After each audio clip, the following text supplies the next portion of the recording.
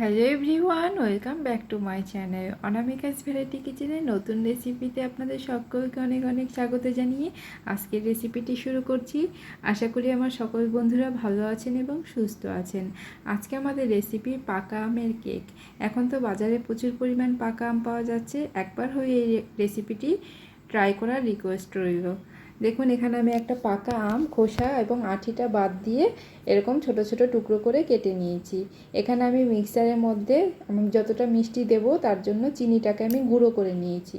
এবার গুঁড়ো চিনির মধ্যে আমি কেটে রাখা আমগুলো দিয়ে খুব ভালো স্মুথ একটা পেস্ট আমি এখানে তৈরি করে নিলাম।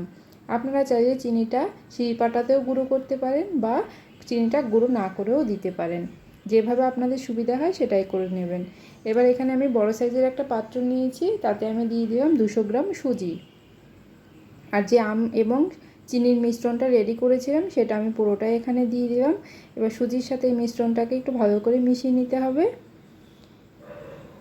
আর আমটা পেস্ট করার সময় কিন্তু কোনো রকম জল দেওয়া যাবে না, আমটা এমনিই পেস্ট করে নেবেন। আর যেহেতু চিনির সঙ্গে পেস্ট করেছি তখন একটু লিকুইড এমনিই হয়ে গেছে।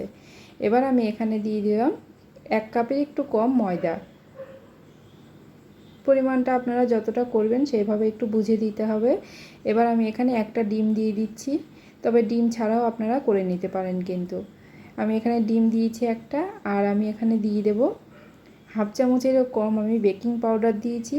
আর যতটা বেকিং পাউডার দিয়েছি তার হাফ দিয়েছি বেকিং সোডা। খুব বেশি দিয়ে দেবেন না, তাহলে কিন্তু গন্ধ হয়ে যাবে। এবার আমি দিয়ে দিলাম সামান্য পরিমাণে একটু জল। এবার আমি সব কিছু একসাথে খুব ভালো করে মিশিয়ে নেব। এবার আমি এখানে আরেকটু জল দিয়ে খুব ভালো করে একটা ঘন ব্যাটার তৈরি করে নেব। তার আগে আমি এখানে তেলটাও দিয়ে দেব। আমি এখানে 4 চামচ সাদা তেল দিয়ে দিয়েছি। এবার সমস্ত কিছু একসাথে খুব ভালো করে মিশিয়ে নিতে হবে। একটা ঘন মিশ্রণ আমরা তৈরি করে নেব। খুবই ইজি এটা তৈরি করা, একবার দেখে যে কেউ তৈরি করে নিতে পারবেন। কোনো রকম বিটারের দরকার নেই এটা কেকটা তৈরি করার জন্য, বা কোনো রকম মাইক্রো ওভেনেরও দরকার নেই। আমরা গ্যাসেই এই কেকটা তৈরি করে দেখাবো। এবার দেখুন, আমি একটা হ্যান্ড উইক্স দিয়ে খুব ভালো করে মিশ্রণটাকে একটু মিশিয়ে নিচ্ছি। সমস্ত কিছু একসাথে খুব ভালো করে এই মিশ্রণটাকে মিশিয়ে নিতে হবে। 5 থেকে 7 মিনিট এটাকে খুব ভালো করে আপনারা এভাবে একটু মিশিয়ে নেবেন।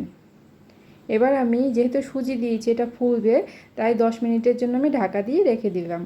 ফিরে আসছি 10 মিনিট পর। দেখুন 10 মিনিট পর আমি ফিরে এলাম। এবার ঘনত্বটা এবার দেখিয়ে দিচ্ছি কতটা ঘন হয়েছে। এটা এরকম ঘনত্বই আমার দরকার, এর মধ্যে আমি আর জল অ্যাড করব না। দেখুন, এবার আমি একটা অ্যালুমিনিয়ামের পাত্র নিয়েছি, তাতে আমি একটা পেপার আর একটু সাদা তেল মেখে পেপারটাকে আমি নিচের দিকে দিয়ে রেখে দিয়েছি। এতে করে কেকটা আমাদের ডিমোল্ড করতে খুব সুবিধা হবে। এবার কেকের মিশ্রণটা আমি দিয়ে একটু ট্যাপ করে নেব পাত্রটাকে, যেন কোনো রকম হাওয়া ভেতরে না থাকে আর সব দিকে সমানভাবে মিশ্রণটা সেট হয়ে যায়।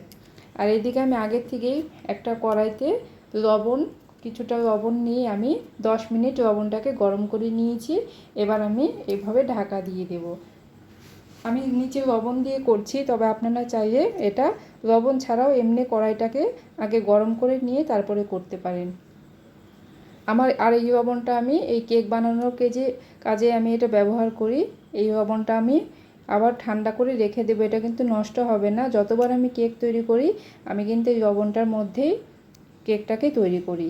এবার আমি কেকটাকে 35 থেকে 40 মিনিট লো হিটে ঢেকে রেখে দিয়েছিলাম।